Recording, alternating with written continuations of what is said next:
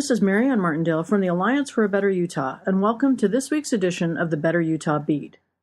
Embattled Utah Attorney General John Swallow is back in the news as more claims come forward about his possible misdeeds in federal investigations.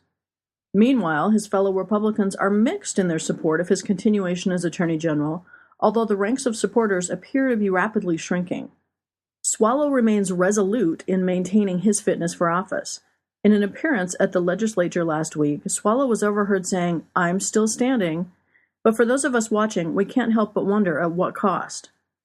The Salt Lake Tribune has issued yet another call for Swallow's resignation. The Tribune claims that even if the accusations prove false, Swallow's reputation is so badly tarnished that it effectively removes his ability to adequately do the job. This Tribune quote illustrates their point. No matter whose version of events proves to be the truth, both the charges leveled against Swallow and the excuses he has made in his own defense make him an embarrassment to his office and thus an impediment to the whole legal system. End quote. The Trib isn't the only person feeling the heat of Swallow's current morass. Last week's latest hits were just more of the same, adding to an ever-growing list of bad news for John Swallow. In an attempt to distance himself from the disgraced Attorney General, and perhaps after beginning to feel the heat himself, Mark Shurtleff, Swallow's former boss, recalled in a recent interview with the Salt Lake Tribune that he personally called for a federal investigation into Swallow's activities while Swallow was Deputy Attorney General. Shurtleff said that he initially felt like he was betraying a close friend by going to the feds.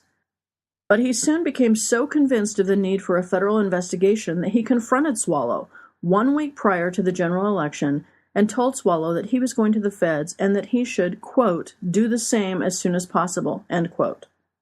Other friends of Swallow are also beginning to speak out. Though interviewed on a condition of anonymity, a condition that speaks to fears of retribution on the part of the Attorney General's office, 3 businessmen have gone on record suggesting that Swallow was peddling influence in exchange for political donations. Over $50,000 were donated by the 3 men or their companies for, according to one of the men, quote, a friend at the highest level of Utah law enforcement, end quote. All 3 men were involved in the controversial direct marketing and internet sales that have found friendly ground in Utah, despite business practices that are often unfriendly to consumers.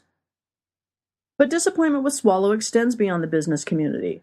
House Speaker Becky Lockhart has said she wouldn't have voted for Swallow had she known about the current allegations. But does Lockhart mean to say she would have voted for the Democratic challenger? It's easy for prominent Republicans to cast stones at Swallow after looking beyond past corrupt practices for so many years. But despite increased calls for Swallow's resignation, there are still some in his party that are instead circling the wagons. Swallow appeared before a joint appropriations committee on Friday to request increased funding for the Attorney General's office.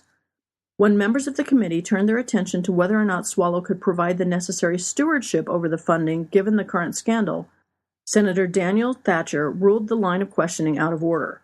But although Democratic leaders like Representative Brian King and Senator Jim DeBacchus, both members of the Appropriations Committee, attempted to ask questions related directly to the Attorney General's ability to conduct the affairs of his office, for which they, again, as committee members, were being asked to allocate additional resources, Thatcher refused to allow the questions. Despite Republican recalcitrance, more and more are unwilling to accept that John Swallow is capable of exercising his constitutional duties as Attorney General. Rumors suggest the Senate is preparing for a possible impeachment trial. We certainly hope that Swallow will step down before such a debacle is required. Perhaps he is waiting for the 3rd Tribune editorial to call for his resignation. What's the saying? 3rd time's a charm. Until next week, this is Mary Ann Martindale with the Alliance for a Better Utah with this week's edition of the Better Utah Beat. Have a great week and remember, together we can make a better Utah. For more information, visit betterutah.org.